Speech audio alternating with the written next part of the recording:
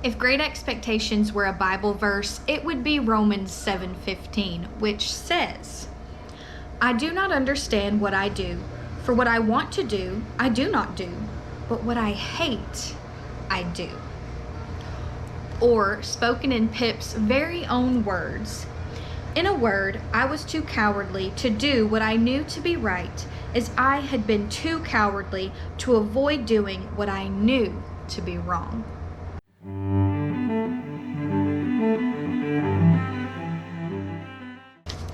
Hello friends, and welcome to my channel. My name is Haley and I am a Christian wife, homeschooling mother of 3, out to redeem my very own literary education. And in order to do so, I am going back in time and reading all of the classics and classic authors that I never got to in my public school education. And you can't talk about classic literature or classic authors without talking about Charles Dickens, who of course is the author of A Christmas Carol and many other great works like Great Expectations, A Tale of Two Cities, Oliver Twist, and on and on and on and on and on. So 2 years ago, I read my first Dickens novel, which was A Christmas Carol, and I absolutely loved it, and that is a part of my Christmas tradition now. But also a new tradition I'm starting as part of redeeming my literary education is starting a Dickens novel every December, because December is Dickens' December here in the booktube world. December is a great time to start with Dickens because almost all of Dickens' novels, even the ones I haven't read or don't know anything about, feel like winter to me. Something about them just being really long and happening in like the cold streets of London and things like that. It just seems like the perfect time to read in December. And because Dickens often writes really long novels, for example, Great Expectations, this particular edition is 454 pages long and 59 chapters long.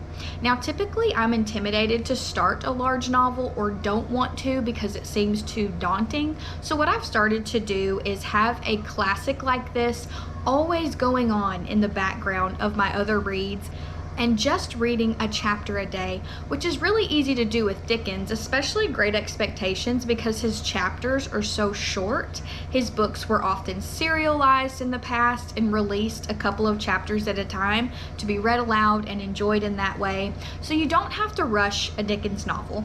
I started this in December and I finished it in February. So that took me a few months, but it was absolutely worth the time. So in Great Expectations, we follow orphan Pip, who is also the narrator of the story, reflecting back on his childhood and this particular time in his life. So we follow Pip, who is being raised by his sister and his brother-in-law, Mr. and Mrs. Joe Gargery. Now, Mrs. Joe Gargery, his sister, is an absolute tyrant who is bringing Pip up by hand, or more like bringing him up with an iron rod. She is just really horrible to live with, and this is that example of a really terrible wife and mother figure that rules the roost of the home, and everyone is just walking on eggshells to be around her. It's not a great situation for Pip, except for the fact that his brother-in-law, Joe Gargery, is a dear, good, sweet, and kind, simple soul who just adores Pip as his own son. So Pip has a couple of adventures that happens in his youth that really determines the way the rest of his life is going to go. So there's a convict on the loose that he runs into, and Pip's fear kind of has him help this convict even though he doesn't really want to.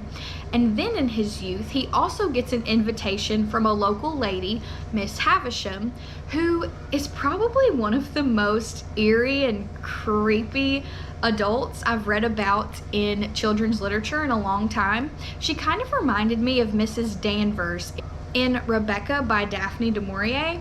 She is an elderly lady who wants Pip to come to her home to play with her adopted daughter, Estella. However, the reason for that is actually pretty terrible. So Mrs. Havisham was left at the altar in her youth, and so in order to take her vengeance upon men, she is raising Estella to be a heartbreaker. No, literally, a cold, ruthless heartbreaker to break the hearts of all men. And Pip is her practice in childhood. It's pretty sad. Now, Pip does a lot of things that he knows he shouldn't do or probably shouldn't do. He's not a perfect character. He falls in love with Estella, knowing she's terrible, knowing what her intentions and motives are. She even tells him as much, and he falls for her anyway. He is a really imperfect character. But Miss Havisham is this really foreboding character who wears her wedding gown from the day that she got left at the altar. All the clocks in her house are stopped at that particular time. The wedding feast and cake is still on the table. It's creepy, which makes this a really great fall read or winter read for Miss Havisham alone. But later on, after he spends time with Miss Havisham and Estella, someone comes to his doorstep to give Pip great expectations. An unknown benefactor is going to send him to London and make him a gentleman. And from there, various things ensue, which I won't tell you about because I don't want you to be spoiled. But the great mystery of this novel is, who is Pip's benefactor? Why do they have such great expectations for him? What is the reason for this? And we kind of see him wrestle with this mystery. He has a couple of ideas. He makes decisions based on that idea, which may or may not be correct. And it's just kind of a mystery that's fun to read about. However, what the story is really kind of about is repentance, reconciliation, pride, humility, wealth, because once Pip comes into these great expectations, he kind of forsakes the loving home that he had. And Joe Gardry, he was going to be his apprentice as a blacksmith, but when he gets these great expectations, he can't wait to leave all that behind, and he acts towards his family in a pretty shameful way, particularly Joe, who is just so undeserving of that because he's been so good to Pip, as well as Biddy, who is someone who has come into their home to help with things, another generous and kind soul that Pip probably could fall in love with and make great decisions with, but his pride, his arrogance, his absolute lack of humility causes him not to make the right choices. And so in this novel, we see what comes of that, and we kind of wrestle with the question, what really brings happiness in life? Is it money and great expectations and getting the girl you think you want who may not be what you think she is? Or is it finding happiness in humble situations and in good souls like the family that he left? But it's not only Pip that wrestles with this question, but also Miss Havisham, because she's raising Estella in her bitterness to break the hearts of men. And when she realizes when Estella is grown up that Estella doesn't love her, she's shocked, and I really can't see why, because she raised Estella to not be loving, and she didn't raise Estella in a loving way. So for her to be shocked by that and to kind of wrestle with those questions at the end of her life was so interesting. I loved the ideas presented in this book morally. I thought they were incredibly interesting and also entertaining. But I will be honest, when I read Great Expectations, it's not necessarily a classic that tops my favorites of all time list in a way that Jane Eyre or Wuthering Heights or any of Jane Austen's works do. However, I would read this book again. I would read this book with my children and have them read it and read it along with them when they're older. And I would recommend it to you because it was fun to read at the time and it was fun to think about. So it may not be a favorite, but I still really enjoyed it and would recommend it. And the reason why is because Charles Dickens' writing is just fantastic. His ability to create these characters that have all these really quirky personalities and things that they meticulously do that's true and specific to their character is fantastic. There is a lawyer in here who is kind of Pip's guardian since he can't find out who his benefactor is, and his personality is so funny. He just kind of has these phrases he always says and these things he always does. And I find this a lot in classic novels, and it's one reason why I like reading classics so much better than modern books, is because I feel like classic authors did a lot better job of capturing really unique and quirky personalities, whereas modern novels just don't seem to do that. There's not a lot of uniqueness in characters. They kind of follow all of these tropes, whereas these characters are very, very, very unique. Miss Havisham is a character that's incredibly unique. So is Mr. Jaggers. So is all of the other side characters that you see. Pip himself is imperfect.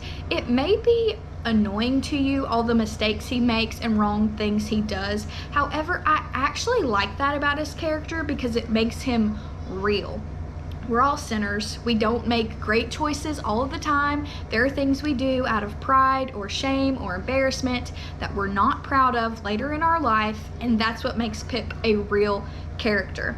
And I loved his character growth at the end of the book. I love the journey even Miss Havisham takes, and even Estella herself. I was really pleased with the ending. I was not incredibly shocked to find out who the benefactor was, but it was fun to see Pip find out who the benefactor was. So all in all, a really, really great story that I would highly recommend to you or to your children if you are homeschooling. I think it would cause a lot of great book discussion. So if you have read Great Expectations, please let me know in the comments below what you thought about it. If this is the book that you enjoyed, if this is a book that you hated, I want to know what your thoughts are. And also what your recommendations are for the next Charles Dickens you think I should pick up later this year. So that is all for now, friends. I will see you next time. Happy reading!